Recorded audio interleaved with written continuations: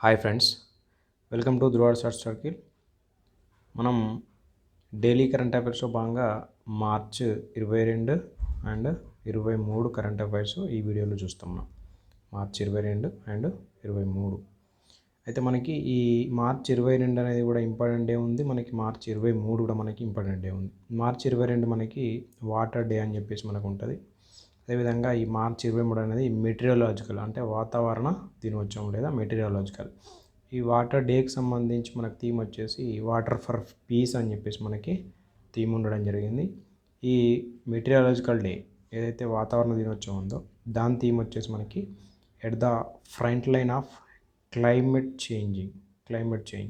ఈ ఈ వాటర్ గురించి కానీ ఈ క్లైమేట్ చేంజ్ గురించి కానీ మనకి ఎస్డిజి గోల్స్ ఉంటాయి మనకి 17, రైట్? సస్టైనబుల్ డెవలప్మెంట్ గోల్స్ అని చెప్పేసి ఆ సస్టైనబుల్ డెవలప్మెంట్ గోల్స్లో భాగంగా మనకి ఇవి క్లైమేట్ యాక్షన్ అని చెప్పేసి 13th గోల్.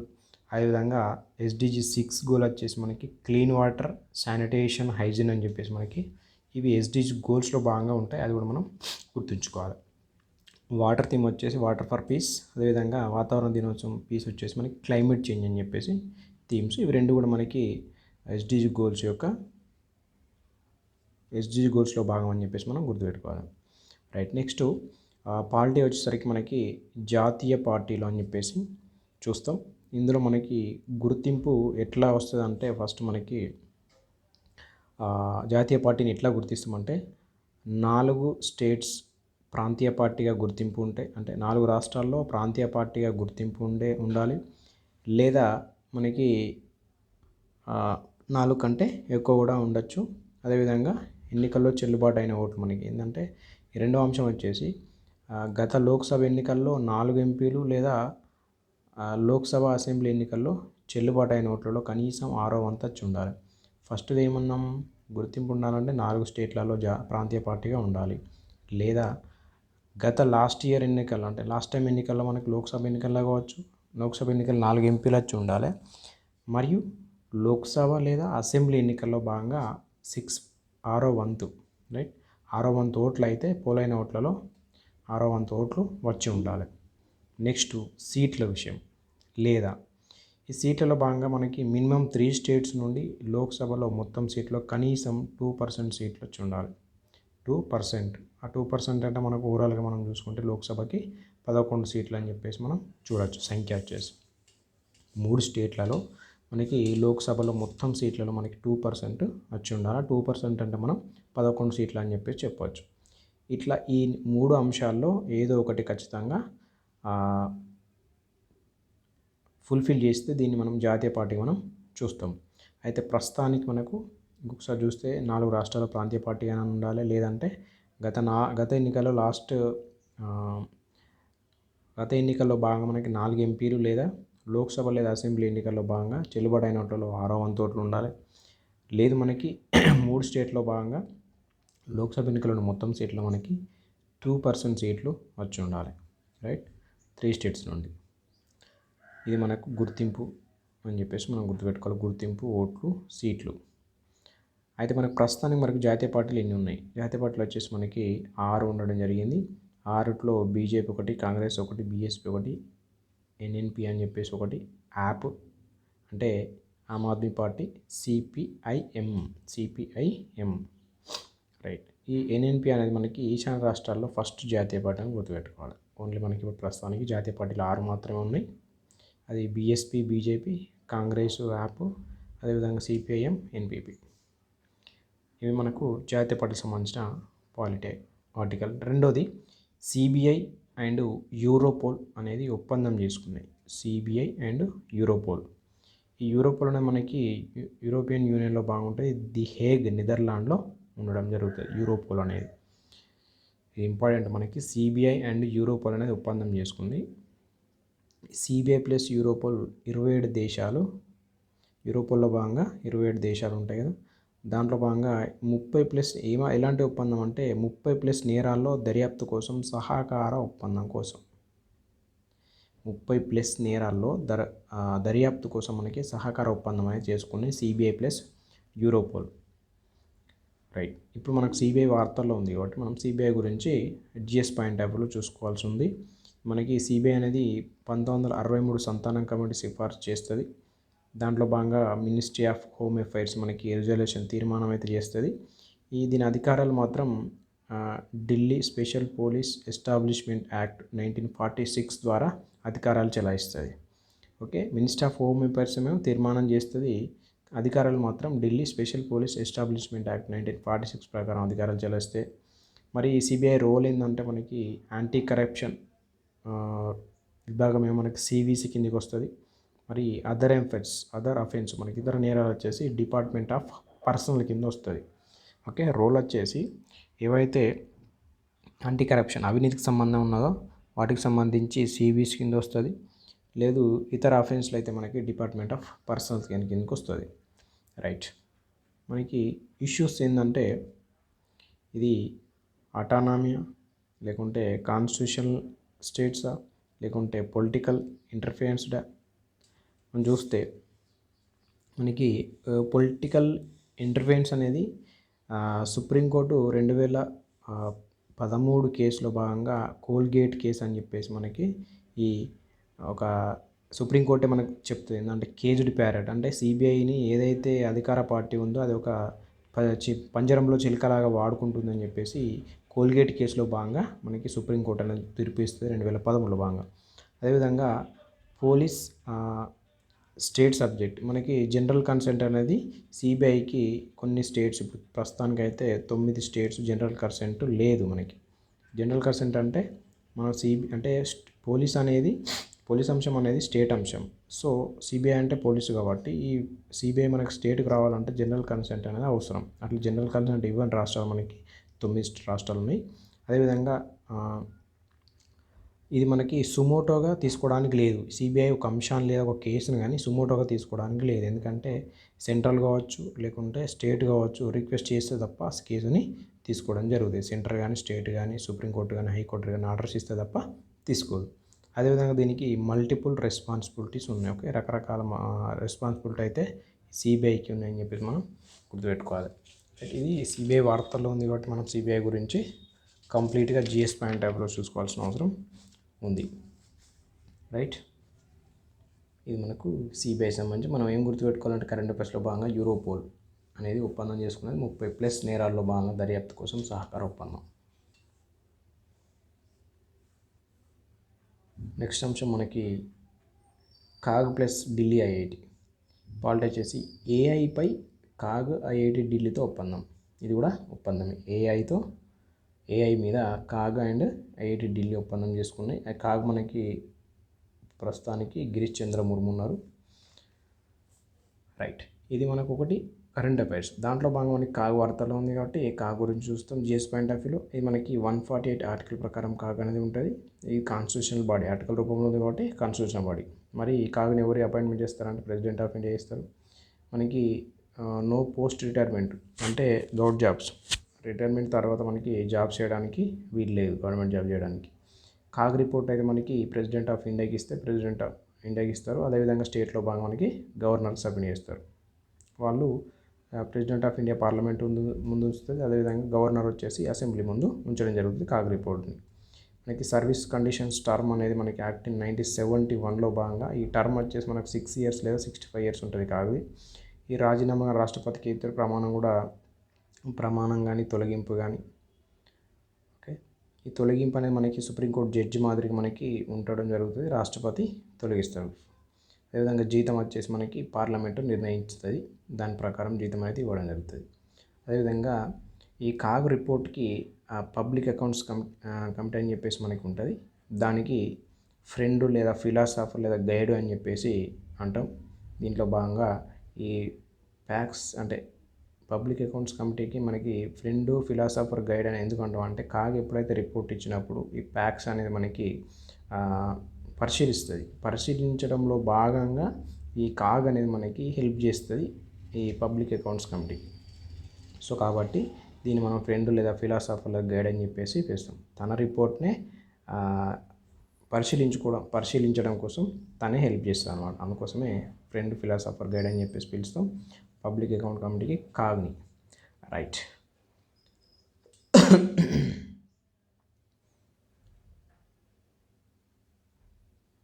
నెక్స్ట్ మనకి ఇంకొక వార్త ఏంటంటే అడ్వైజరీ బోర్డు రబ్బర్ స్టాంప్ లాగా వ్యవహరించకూడదని చెప్పేసి మనకి తెలంగాణకు సంబంధించిన అంశం సుప్రీంకోర్టు అయితే చెప్పడం జరిగింది. అంటే ఏంటంటే ఇది మనకి ఈ పీడీ యాక్ట్ కింద అరెస్ట్ చేయబడ్డ నల్గొండకు చెందిన 2 యువకులకు విడుదల చేయడంలో భాగంగా అడ్వైజరీ బోర్డు సరిగా వ్యవహరించలే అని చెప్పేసి మనకి సుప్రీంకోర్టు చివాట్లు పెట్టింది. మనకి ఆర్టికల్ 22 సబ్ క్లాస్ 4 ప్రకారం పని చేయాలని చెప్పేసి చివాట్లు పెట్టింది. అంటే మనకు వార్తల్లో వచ్చేసింది ఆర్టికల్ 22 సబ్ క్లాస్ 4 అనేది. సో ఆర్టికల్ 22 అనేది ఏం చెప్తుంది మనం అది చూస్తాం. రైట్, ఆర్టికల్ 22 అనేది మనకి ఈ ప్రొటెక్షన్ అగెనిస్ట్ లేదా అరెస్ట్ అండ్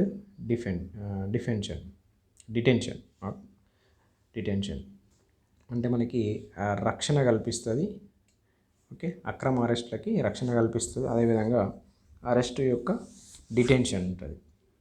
మరి డిటెన్షన్స్ కూడా 2 రకాలు ఉంటాయి. ఒకటి ప్యూనిటివ్, రెండోది ప్రివెంటివ్ అంటే నివారాత్మక, ప్యూనిటివ్ అంటే శిక్షాత్మక. శిక్ష పడ్డ తర్వాత చేసేది ప్యూనిటివ్, శిక్ష పడకముందే మనకి చేసేది అరెస్ట్ చేసేదేమో ప్రివెంటివ్, పీడీ యాక్ట్ అని చెప్పేసి పిలుస్తాం కదా దాన్ని. సో అయితే ఈ క్రైమ్ చేసిన వాళ్ళు మనకి ఈ క్రైమ్ చేసిన వాళ్ళది పోలీస్ కానీ లేకుంటే ఇన్వెస్టిగేషన్లో భాగంగా ఎవిడెన్స్లో భాగంగా ఇవన్నీ ఉంటే మనకి చూసిన తర్వాత మనకి పనిష్మెంట్ అనేది ఉంటుంది. దాని తర్వాత రిలీజ్ కానీ ఈ మనకి క్రైమ్ జరగకముందు మనం జరిసేదేమో ప్రివెంటివ్ డిటెన్షన్ అని చెప్పేసి మాట్లాడతాం.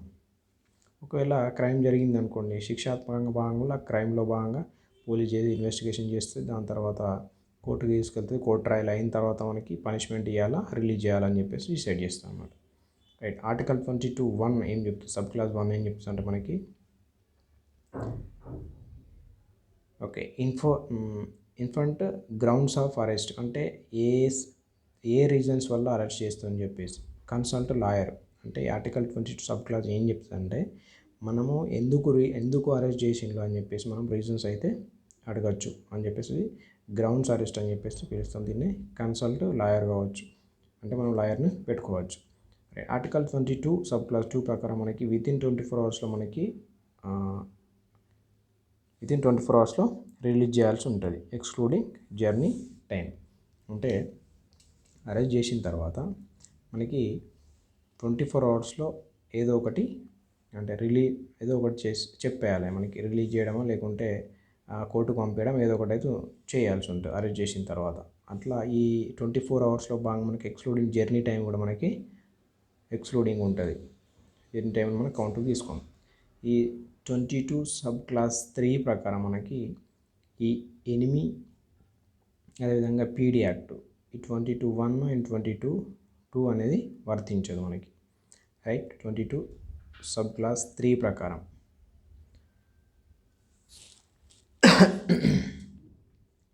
ఓకే, నెక్స్ట్ ఈ 22 సబ్ క్లాస్ 4 ప్రకారం మనకి ఎనీ పీడీ యాక్ట్ డిటెన్షన్ అనేది మనకి జనరల్గా అయితే పీడీ యాక్ట్ కింద అరెస్ట్ అయితే 3 months ఉంటారు.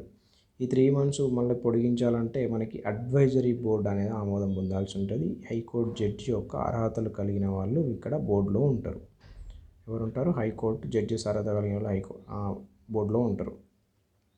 ఒకవేళ 3 months తర్వాత మనకి ఇది ఇప్పుడు అంటే 3 months అనేది తర్వాత మనకి 44th కాన్స్టిట్యూషన్ అమెండ్మెంట్ యాక్ట్ ప్రకారం 2 months అని చెప్పేసి చేసుకున్నాక అది అమలు కాలేదు. ప్రస్తుతానికి పొడిగింపు చేయాలంటే అడ్వైజరీ బోర్డు ఆమోదం అనేది అవసరం. సో గరిష్టంగా ఎంతకాలం అంటే మనకి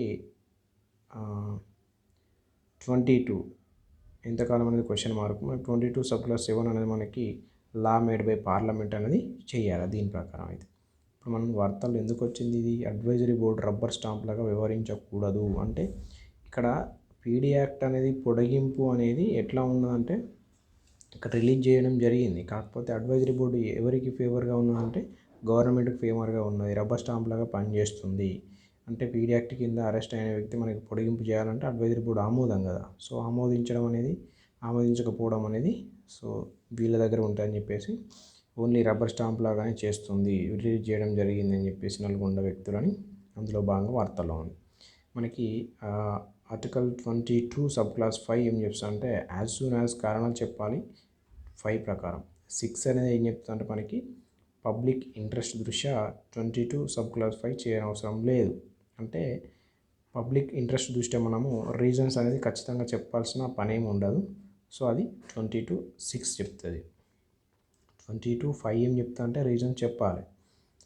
ఓకే, ఇది మనకు 22 ఆర్టికల్లో భాగంగా sub class 1, sub class 2, sub class 3, sub class 4, sub class 5, sub class 6, sub class 7 కూడా ఇవి మనకు ఉన్నాయి. Right, next Delhi CM arrest. మనకి కొత్త ఢిల్లీ మద్యపానం పాలసీలో భాగంగా మనీ లాండరింగ్ ఆరోపణలపై మనకి ఢిల్లీ సీఎం అరవింద్ కేజ్రీవాల్ అయితే అరెస్ట్ అయ్యింది. మనకు తెలుసు, ఈడీ అరెస్ట్ చేసింది. మనకి ఢిల్లీ కొత్త మద్యపానం పాలసీ అనేది 21-22లో వచ్చింది. ఎక్సైజ్ నుండి ప్రభుత్వం వైద్యులకి కేవలం ప్రైవేట్ ఆపరేటర్లకు మాత్రమే ఇవ్వడం జరిగింది ఈ 21-22 ప్రకారం. ఈ పాలసీలు కొంతమందికి మనకి సౌత్ గ్రూప్గా ఈడీ చెప్పింది లబ్ధి చేకూర్చేలా జరిగినట్టు, అంటే కొంతమందికి లబ్ధి చేకూర్చేలా జరిగినట్టు. అందులో భాగంగానే మన తెలంగాణకు సంబంధించిన కవిత అరెస్ట్ కావడం జరిగింది. రైట్, పాలసీ రూపకల్పనలో విధాన లోపాలను ఎత్తి చూపుతూ మనకి Delhi CS Naresh Kumar and Delhi LG Vinay Kumar సక్సేనాకి నివేదిక అయితే ఇవ్వడం జరిగింది. మనకి ఢిల్లీ గౌటు అండ్ న్యూ పాలసీ రద్దు చేసి మళ్ళీ పాత పాలసీని పునరుద్ధరించుకున్నది. సో కానీ మనకి ఢిల్లీ లెఫ్టినెంట్ గవర్నర్ సిబిఐ దర్యాప్తు కోసం ఆదేశం ఇచ్చింది, ఈడీ దర్యాప్తు అని చెప్పేసి, మనీ లాండరింగ్ జరిగిందని. సో నెక్స్ట్ ఏం చేస్తాం, అరెస్ట్ల పర్వం. అప్పుడు Delhi CM Kejriwal also arrest అయ్యిండు. ఫస్ట్ మనకి సీఎం అరెస్ట్ చేయొచ్చా అనేది అంటే ఎస్ చేయొచ్చు, ఓన్లీ ఇమ్యూనిటీ అంటే రాష్ట్రపతి గవర్నర్ తప్ప. రైట్, సభా సభ్యులకు మనకి సివిల్ కేసు విషయంలో సెషన్కి ముందు 40 days, సెషన్ తర్వాత 40 days అని చెప్పేసి ఇది ఉంటుంది. అది సభా అధ్యక్షుడు అనుమతి తప్పనిసరి. Civil case, only civil case, not criminal case. అంటే మనకి సమావేశాలు ఉన్న 40 days ముందు కానీ 40 days తర్వాత కానీ అరెస్ట్ చేయాలంటే అంటే సభా అధ్యక్షుడి అనుమతి అవసరం. క్రిమినల్ కేసులకు మాత్రం అవసరం లేదు. అయితే ప్రస్తుతానికి జైలు నుంచి మనకి సీఎం కొనసాగించవచ్చా అంటే సీఎంగా చీఫ్ మినిస్టర్ కొనసాగించవచ్చా అంటే మనకి టెక్నికల్గా ఓకే, బట్ ప్రాక్టికల్గా వర్కౌట్ కాదు. ఎందుకంటే చాలా వర్క్ ఉంటుంది కాబట్టి ప్రాక్టికల్లీ నాట్ పాసిబుల్. సో ఇంకా కేసులో దోషి తేలలేదు. మరి దోషి తేలితే అనర్హతలు 1951 ఆర్పిఐ 8 సబ్ క్లాస్ 3 ప్రకారం మనకి శిక్ష అయితే ఉంటుంది.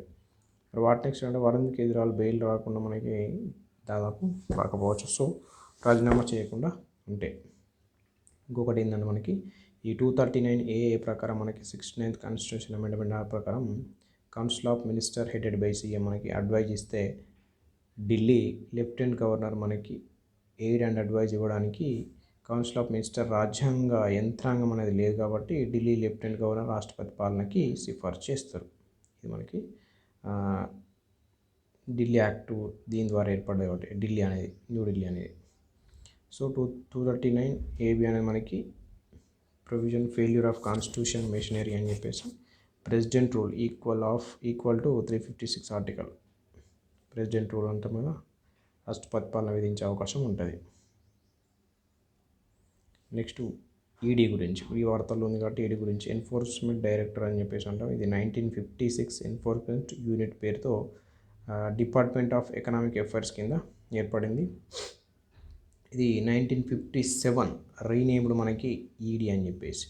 రైట్, 57లో రీనేమ్ చేసుకున్నాం ED, enforcement director. Enforcement unit పేరుతో ఏర్పడ్డది, డిపార్ట్మెంట్ ఆఫ్ ఎకనామిక్ అఫైర్స్ కింద ఏర్పడింది. రీనేమ్ ఎప్పుడు చేసుకున్నామంటే ఎన్ఫోర్స్మెంట్ డైరెక్టర్ అని చెప్పేసి 1957లో వేసుకున్నాం. Under department of revenue, ministry of finance. అమలు దీనికి ఫెమా 1999 2000లో ఇంప్లిమెంట్ అవుతుంది. పిఎంఎల్ఏ 2002, ఇది మనకి 2005లో ఇంప్లిమెంట్ అవుతుంది. ఓకే, ఫారెన్ ఎక్స్చేంజ్ సంబంధించి 2018. ఓకే, ఈ రీసెంట్గా మనము వీటికి కాకుండా ఈడీ అనేది వీటికి కాకుండా రీసెంట్గా వర్చువల్ అసెట్స్ కావచ్చు, క్రిప్టో కరెన్సీ కావచ్చు, జిఎస్టీ నెట్వర్క్ కావచ్చు, వీటికి కూడా వర్తింపజేస్తున్నాం ప్రస్తుతానికి. రైట్, ఈడీ కేసులను PMLA and FEMA and FEOA, foreign exchange. Right, ప్రస్తుతానికి ఈడీ డైరెక్టర్ వచ్చేసి రాహుల్ నవీన్.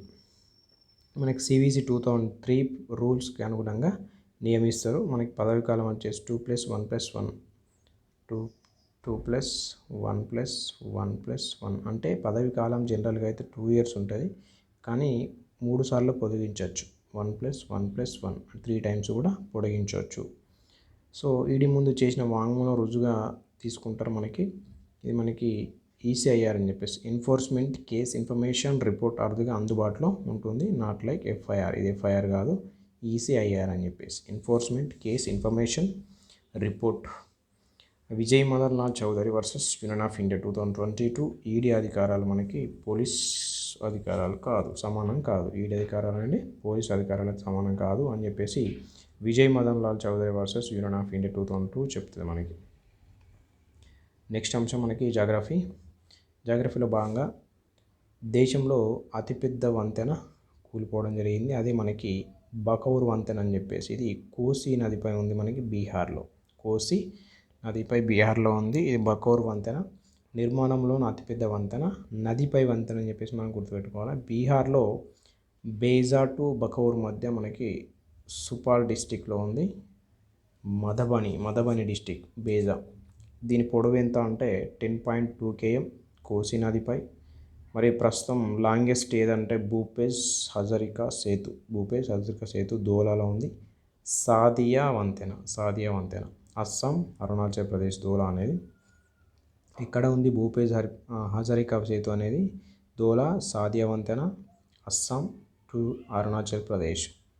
ఇది మనకి లోహిత్ నదిపై, అదేవిధంగా బ్రహ్మపుత్ర యొక్క ఉపనది, బ్రహ్మపుత్ర ట్రిబ్యూటరీ. 9.15 km ఇదేమో 10.2 km ఉంది కదా, కూలిపోయింది. 9.15 km 15 km. నవయుగ ఇంజనీరింగ్ కంపెనీ హైదరాబాద్ అనేది నిర్మించింది దీన్ని. మరి అటల్ సేతు అనేది సముద్ర వంతెన, రైట్. సముద్ర వంతెన మరి ఇది చాలా పొడవైంది. 21.8 km. మనం జనవరిలో భాగంగా ఇనాగ్రేట్ చేసుకున్నాం. నవీ ముంబైని కలుపుతుంది. Sewri Mumbai and Trans Harbour Link అని చెప్పేసి దాన్ని మనం అటల్ సేతు అని చెప్పేసి పిలుచుకుంటాం, రైట్. ఇది మనకి దేశంలో అతిపెద్ద వంతెన ఏదంటే బకౌర్ వంతెన. అది కోసి నదిపై ఉంది బీహార్లో. ఇది కూలిపోయింది అని చెప్పేసి మన వార్తల్లో ఉంది. దాని పొడవు ఏ నదిపై ఏ రాష్ట్రంలో అనేది ఇంపార్టెంట్, బేజా బకౌర్ మధ్య, రైట్. ఇప్పుడు మనకి కృష్ణా నది జలాల ట్రిబ్యునల్ 2 గడువు అనేది పెంచడం జరిగింది 31 జూలై 2025.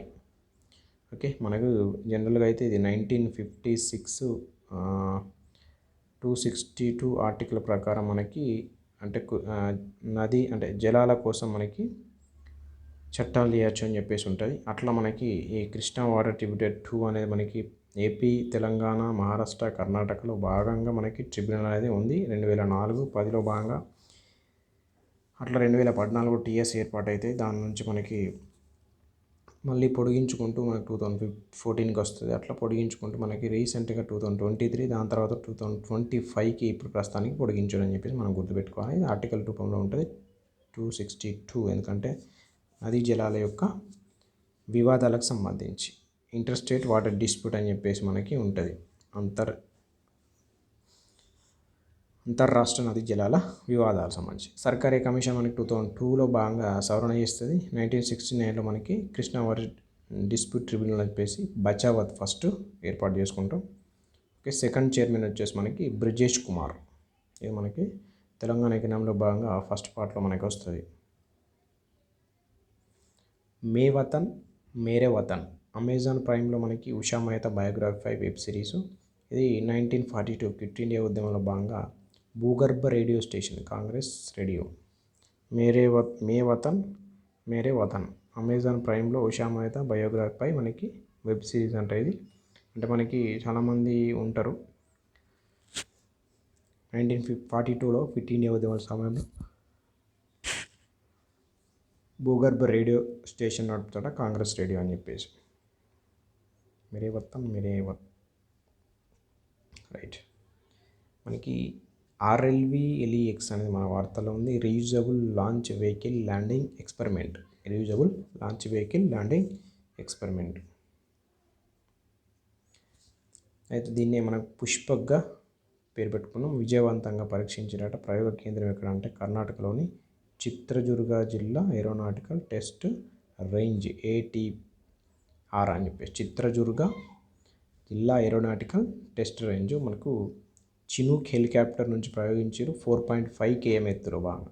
సురక్షితంగా ల్యాండ్ అయింది మనకి reusable launch vehicle landing experiment అనేది ఇస్రో అభివృద్ధి చేసింది అంతరిక్షానికి తక్కువ ఖర్చుతో ప్రయోగాలు. ఇవి ఏంటంటే మనకి రీయూజబుల్ అని చెప్పేసి గుర్తుపెట్టుకోవాలి. రీయూజబుల్ కోసం రీయూజబుల్ లాంచింగ్ వెహికల్ ఎక్స్పెరిమెంట్ని పుష్పక్గా నామకరణం చేసుకున్నాం. ఎక్కడి నుంచి ప్రయోగించుకున్నాం అంటే Chitradurga aeronautical test range Karnataka chinook helicopter నుంచి ప్రయోగించుకున్నాం 4.5 km ఎత్తు నుంచి. ఇండియన్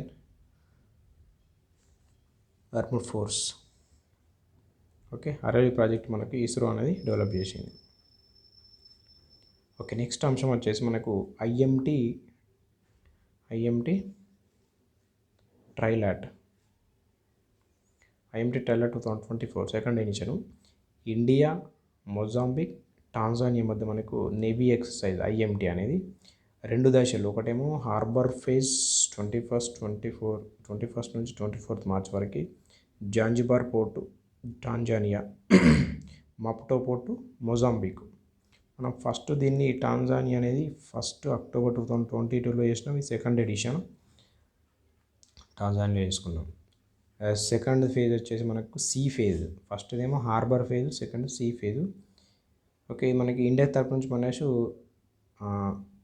ఐఎన్ఎస్ తిరు అదేవిధంగా ఐఎన్ఎస్ సుజాత అని చెప్పేసి మనం పాల్గొంటున్నాయి. ఐఎన్ఎస్ సుజాత మనకు సీ ఫేజ్ వచ్చేసి మార్చి 24 నుంచి 27 వరకు జరుగుతుంది. క్లోజింగ్ అనేది నకాలా మొజాంబిక్లో క్లోజ్ అవుతుంది. ఇది ఏంటిది మనకంటే నేవీ ఎక్సర్సైజ్ అని గుర్తుపెట్టుకోవాలా. IMT India Mozambique Tanzania trilat exercise navy exercise 2024 సంబంధించి. Next science and technology project Gaia అనేది వాతావరణ సంబంధించిన ఆర్థిక నష్టాలను అంచనా వేయడం కోసం ఏఐని ఉపయోగించడం అంట. ప్రాజెక్ట్ గియా మెట్రోలాజికల్ సంబంధించి ఆర్థిక నష్టాలను అంచనా వేయడం కోసం ప్రాజెక్ట్ గియా అనే దాన్ని ఏఐని ఉపయోగించడం కోసం యూరోపియన్ సెంట్రల్ బ్యాంక్ అదేవిధంగా బ్యాంక్ ఆఫ్ స్పెయిన్ జర్మనీ చేపట్టిన ప్రాజెక్ట్ గుర్తుపెట్టుకోవాలి మనం. European central bank and bank of Spain Germany చేపట్టే ప్రాజెక్టు. ఇది మనకు ప్రపంచంలో ఓకే ఇది ప్రాజెక్ట్ గి అనేది మనకి వాతావరణ సంబంధించి ఆర్థిక నష్టాలను అంచనా వేయడానికి. Next lung wax. ఇది ప్రపంచంలో మొట్టమొదటి లంగ్స్ క్యాన్సర్ వ్యాక్సిన్ అంట. లంగ్ వ్యాక్స్ అనేది ప్రపంచంలో మొట్టమొదటి లంగ్స్ క్యాన్సర్ వ్యాక్సిన్. దీన్ని మరి ఎవరు డెవలప్ చేశారంటే Oxford university plus university college London plus Francis Crick institute. చూడండి లంగ్ వ్యాక్స్ అనేది లంగ్ క్యాన్సర్ వ్యాక్సిన్ డెవలప్ ఎవరు చేసిందంటే Oxford university college London Francis Crick institute. ఇది లంగ్ వ్యాక్స్ సంబంధించి మొట్టమొదటి లంగ్ క్యాన్సర్ వ్యాక్సిన్ అంటే లంగ్ వ్యాక్స్. ఓకే ఇక్కడ మనము న్యూరాలింక్ గురించి చూస్తాం. మనకి న్యూరాలింక్ అనేది ఎలాన్ మస్క్ యొక్క స్పేస్ ఎక్స్ సంబంధించి ఇది ఒక ప్రాజెక్టు. మనకి ఏవైతే పెరాలసిస్ వచ్చిన వాళ్ళకి ఆ చిప్ అమర్చి మెదడులు చిప్ అమర్చి దాని ద్వారా కదలికలను రాబట్టడం కోసం దీన్ని ప్రాజెక్టు చేపట్టడం జరిగింది. అయితే రీసెంట్గా మనకి నోలాండ్ ఆర్బాగ్ అనే వ్యక్తికి ఫస్ట్ వ్యక్తి కాబట్టి ఇతను మనకి ఎలాన్ మస్క్ యొక్క ప్రాజెక్టు న్యూరాలింక్ కంపెనీ ఇక ప్రాజెక్టులో మనకి మెదడు సమన్వయం కోసం అయితే అమర్చడం జరిగింది. ఆ చిప్ నేమ్ వచ్చేసి మనకు టెలిపతి. చిప్ నేమ్ ఏంది టెలిపతి. ప్రాజెక్ట్ పేరు న్యూరాలింక్. క్యాండిడేట్ పేరు నోలాండ్ ఆర్బాగ్. తొలి వ్యక్తి ఎవరంటే నోలాండ్ ఆర్బాగ్. రైట్. అయితే ఇంకొకటి అంశం మనకి సైన్స్ అండ్ టెక్నాలజీలో మనిషికి పంది మూత్రపిండం. ఓకే మనిషికి పంది మూత్రపిండం అమెరికా వైద్యులు మనకి జన్యుపరంగా ఇంజనీరింగ్ చేయబడిన కిడ్నీ తొలిసారిగా జీవించున్న మనిషి రోగి మనకు రిచర్డ్ స్లెమాన్. ఇది గుర్తుపెట్టుకోవాలి. మూత్రపిండం వచ్చేసి రిచర్డ్ స్లెమాన్ రోగి పేరు గుర్తుపెట్టుకోవాలి. అమెరికా వైద్యులు మనకి మసాచుసెట్స్ జనరల్ ఆసుపత్రిలో భాగంగా. మరి పంది గుండె అంటే ఫస్ట్ ఏమో డేవిడ్ బెన్నెట్, లారెన్స్ ఫాసెట్. ఇది కూడా అమెరికా వైద్యులే. ఓకే కాకపోతే ఇది జీవించున్న వ్యక్తికి ఏమో మూత్రపిండము అది మరణించిన వాళ్ళకి. రైట్. నెక్స్ట్ లెన్మెల్డీ వ్యాక్సిన్ అమెరికా సంస్థ ఆర్చర్డ్ థెరప్యూటిక్స్ తయారు చేసింది. మనకి అమెరికా సంస్థ ఆర్చర్డ్ థెరప్యూటిక్స్ ఎంఎల్డి మెటాక్రోమాటిక్ ల్యూకోడిస్ట్రోఫీ. మెటాక్రోమాటిక్ ల్యూకోడిస్ట్రోఫీ అనే జన్యుపర లోప వ్యాధికారకం. ఈ మెదడు నాడీ వ్యవస్థలో ఎంజైమ్ల లోపం. లెన్మెల్డీ వ్యాక్సిన్ అనేది అమెరికా సంస్థ మనకి ఆర్చర్డ్ థెరప్యూటిక్ తయారు చేసింది. ఎంఎల్డి అంటే మెటాక్రోమాటిక్ ల్యూకోడిస్ట్రోఫీ అనే జన్యుపర లోప వ్యాధి కోసం ఇది మెదడు నాడీ వ్యవస్థను ఎంజైమ్ల లోపం వల్ల రావడం జరుగుతుంది. మనం ఏం గుర్తుపెట్టుకోవాలి, ఎవరు అభివృద్ధి చేసిందంటే ఆర్చర్డ్ థెరప్యూటిక్ తయారు చేసింది లెన్మెల్డీ వ్యాక్సిన్. దేనికోసం అంటే జన్యుపర వ్యాధి లోపం. ఇది ఎలాంటిది అంటే మెదడుకు సంబంధించి నాడీ వ్యవస్థలో కానీ ఎంజైమ్ల లోపం ఉంటుంది. దానికోసం ఎంఎల్డి అంటే మెటాక్రోమాటిక్ ల్యూకోడిస్ట్రోఫీని నివారించడం కోసం లెన్మెల్డీ వ్యాక్సిన్. రైట్, నెక్స్ట్ ఐటియు మనకి డిజిటల్ ఇన్నోవేషన్ బోర్డు కో-చైర్మన్ ఇండియా ఎన్నిక మనకు అధ్యక్షత నీరజ్ మిట్టల్. ఇండియా ఎన్నిక అయింది కదా, అధ్యక్షత ఎవరంటే Neeraj Mittal, department of telecommunication కార్యదర్శి. మనకి నోట్ వచ్చేసి world telecommunication development conference 2022, world telecommunication development conference 2022 కిగాలి రువాండాలో మనకి ఆమోదించిన యాక్షన్ ప్లాన్కి అనుగుణంగా మనకి డిజిటల్ ఇన్నోవేషన్ బోర్డుని ఎంపిక చేసింది 23 సభ్య దేశాలు. ఆసియా, యూరప్, ఆఫ్రికా, ఉత్తర మరియు దక్షిణ అమెరికా. ఇక్కడ ఆస్ట్రేలియా లేదు, మనం గుర్తుపెట్టుకోవాలి. 23 సభ్య దేశాల్లో భాగంగా ఎన్ని ఖండాలు అంటే 1 ఆస్ట్రేలియా, 2 యూరప్, 3 ఆఫ్రికా, 4 ఉత్తర అమెరికా, 5 దక్షిణ అమెరికా. ఆస్ట్రేలియా లేదు. నెక్స్ట్ అయితే world communication standardisation assembly 2024 host ఎవరు చేస్తున్నారు అంటే న్యూఢిల్లీ. మనకి 15 to 24 వరకు అక్టోబర్లో జరుగుతుంది. 2024 సంబంధించి ఏంది world telecommunication standard assembly, WTSA, world telecommunication standardisation assembly అని చెప్పేసి 2024లో మనకి అక్టోబర్లో జరుగుతుంది. హోస్ట్ న్యూఢిల్లీ. నెక్స్ట్ ఐటియు అనేది మనకి యుఎన్ఓ ప్రత్యేక ఏజెన్సీ. ఇది జెనీవా ఉంది head quarter. Right, ITU digital innovation board కో-చైర్మన్గా ఇండియా ఎన్నికైందని చెప్పేసి మనం గుర్తుపెట్టుకోవాలి. అధ్యక్షత ఎవరు అంటే నీరజ్ మిట్టల్. నెక్స్ట్ మనకి ఎస్సీఓ స్టార్టప్ ఫోరం యొక్క 4th ఎడిషన్ న్యూఢిల్లీలో నిర్వహిస్తున్నారు. ఎస్సీఓ దేశాల మధ్య మనకి స్టార్టప్ వ్యవస్థల మధ్య సహకారం కోసం నిర్వహణ వచ్చేసి DPIIT. Okay, department of industrial institute of technology అని చెప్పేసి మనం ట్రైనింగ్ అని చెప్పేసి పిలుచుకుంటాం DPIITని. అయితే మనకి ఈ ఎస్సీఓ అనేది రైట్ హెడ్ క్వార్టర్ వచ్చేసి బీజింగ్లో ఉంటుంది. మనము దీన్ని షాంఘైలో భాగంగా 1996లో ఏర్పరచుకున్నాం. అట్లా మనకి 2001లో ఎస్సీఓలో భాగంగా ఉజ్బెకిస్తాన్ యాడ్ అవుతుంది, ఫస్ట్ దేశం. 2023లో భాగంగా మనకి ఇరాన్ 9th కంట్రీగా యాడ్ అయింది. ఈ 2017లో భాగంగా మనకి ఇండియా అండ్ పాకిస్తాన్ యాడ్ అవుతుంది. అట్లా 5 ఉన్న కంట్రీస్ మనకి 6 అవుతాయి. 2023 council of head of states ఇండియాలో భాగంగా మనకి ఇరాన్ 9th కంట్రీగా యాడ్ అవుతుంది. ఇప్పుడు మనకి 24లో భాగంగా మనకు అస్తానా కజకిస్తాన్లో భాగంగా మనకి కజకిస్తాన్, బెలారస్ అనేది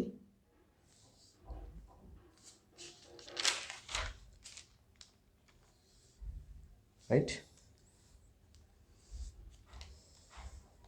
ఇప్పుడు మనకి బెలారస్ అనేది 10th కంట్రీగా యాడ్ అవుతుంది, బెలారస్.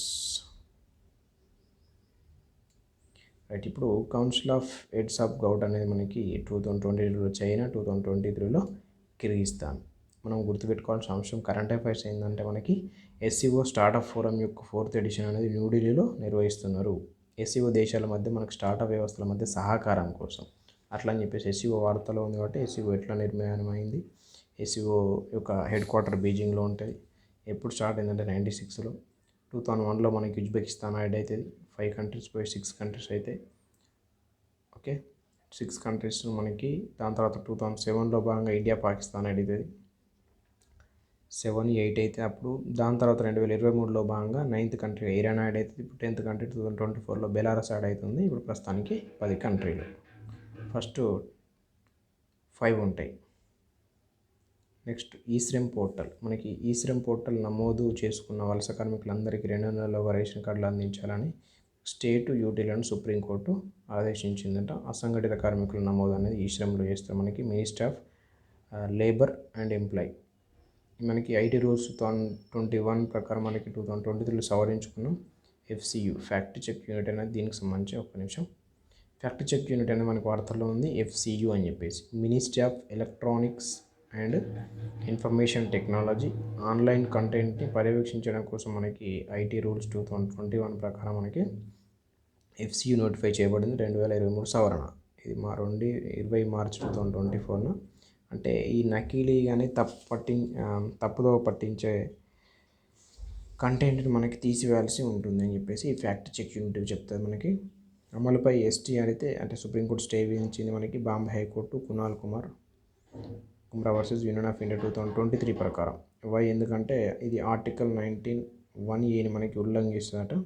సో అందుకని స్టే విధించింది ఫ్యాక్ట్ చెక్ యూనిట్. ఇది PIBకి సంబంధించి. Right. Next Bhashanet portal.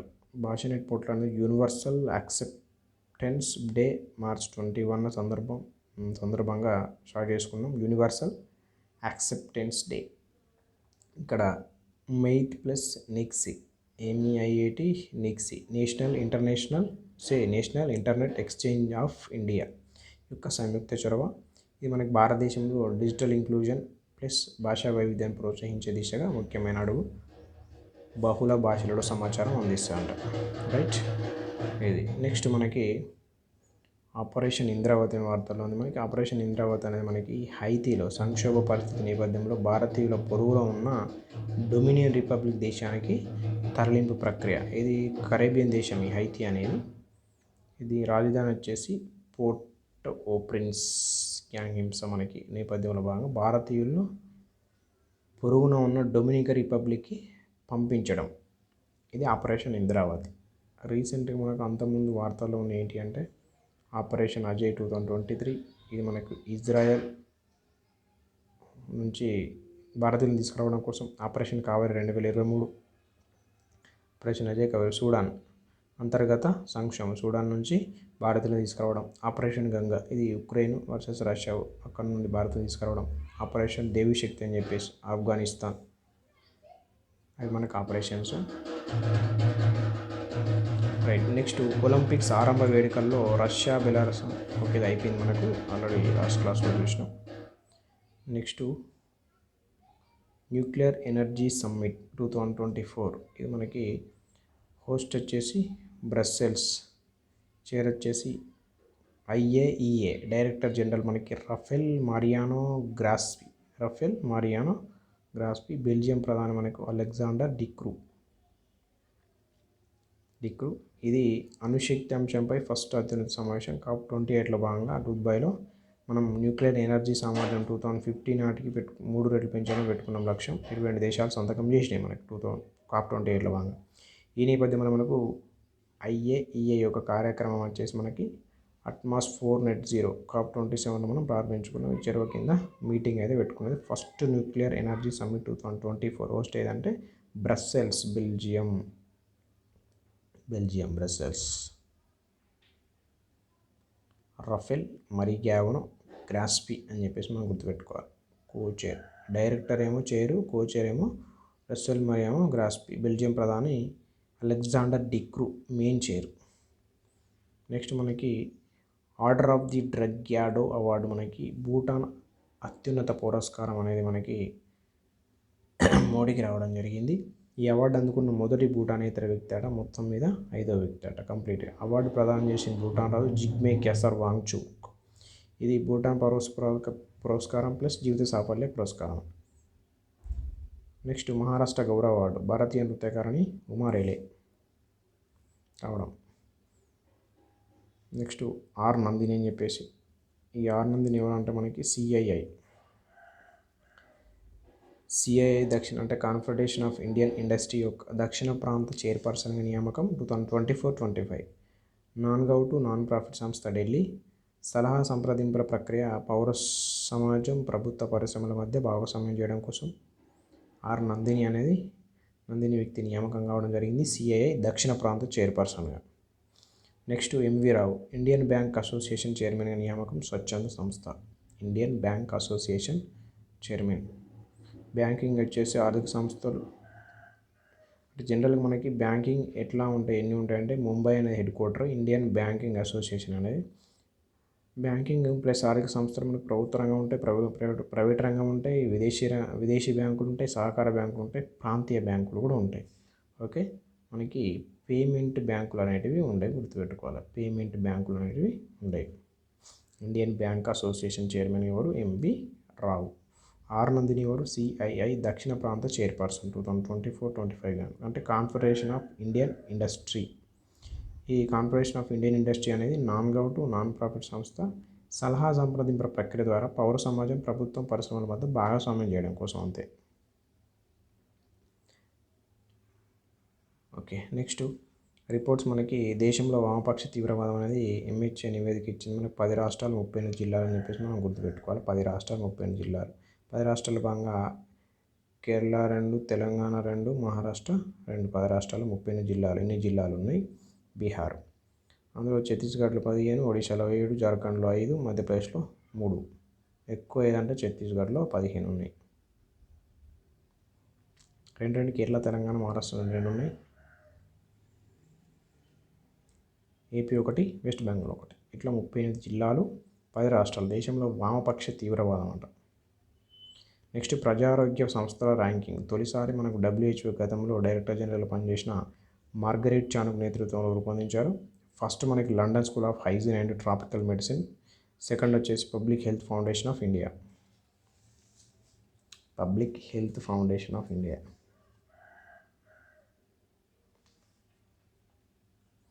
Okay, ఇది మనకి కంప్లీట్గా March 22 and 23 current affairs. Okay, చాలా అంశాలు ఉన్నాయి. Thank you.